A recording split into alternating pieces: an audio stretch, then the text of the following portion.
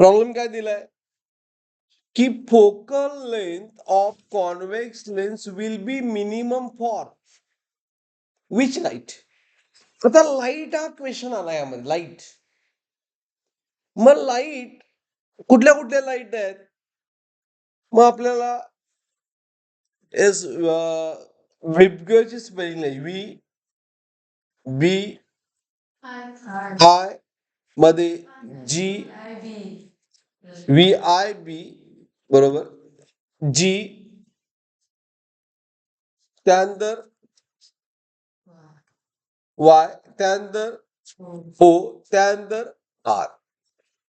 मग ही जी focal length increase होते, focal length नाही, वेव्ह लेंथ लॅमडा काय होतं, इन्क्रीजिंग ऑर्डर असते बरोबर. आता यामध्ये काय दिलंय, red, violet, yellow and blue. मग आपण काय घ्यायचं, फक्त एक्स्ट्रीम घ्यायची,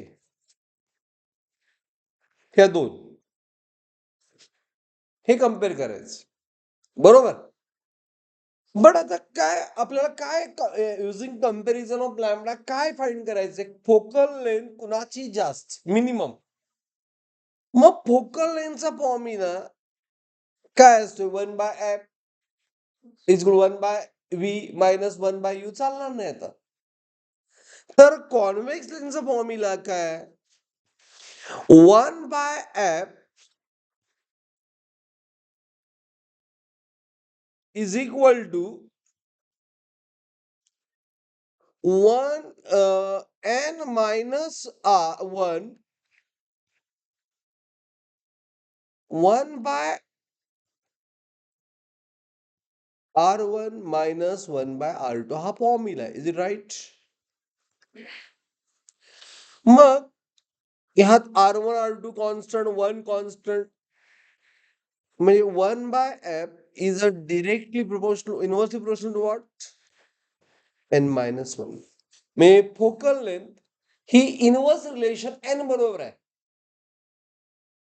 ह्यावर आपल्याला काय माहित आहे की lambda V wavelength of violet light is less than wavelength of red light. मग n चं रिलेशन काय आहे, n चा फॉर्म्युला आहे c/v. ओके, c अपॉन फ्रिक्वेन्सीला मी फ्रिक्वेन्सी न्यू लॅमडा म्हणतो, वेलॉसिटीचा फॉर्म्युला न्यू लॅमडा. म्हणजे n is inversely proportional to what, lambda सांगायची गरज नाही बट माहित पाहिजे तुम्हाला. n inversely proportional to velocity, inversely proportional wavelength झालंय ऑलरेडी. मग n ऑफ v काय असणार, जास्त असणार compared to n of r.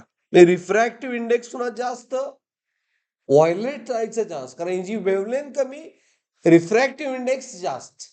कळालं तुला, रिलेशन आहे इनव्हर्स, उलट झालं. कारण n डिपेंड्स अपॉन लॅमडा, जर लॅमडा कमी त्याचं n जास्त. बट फोकल लेंथ इथं आता परत आली, focal length is depends upon n, परत इनव्हर्स रिलेशन आहे. ज्याचा n जास्त त्याची फोकल लेंथ काय असणार, प्लस इनव्हर्स आहे ना, उलट करायला पाहिजे साईन. म्हणजे focal length minimum for which light and maximum for which light, red light. आपल्याला विचारलं काय, मिनिमम. सो ऑप्शन इज, लक्षात, ठीक आहे.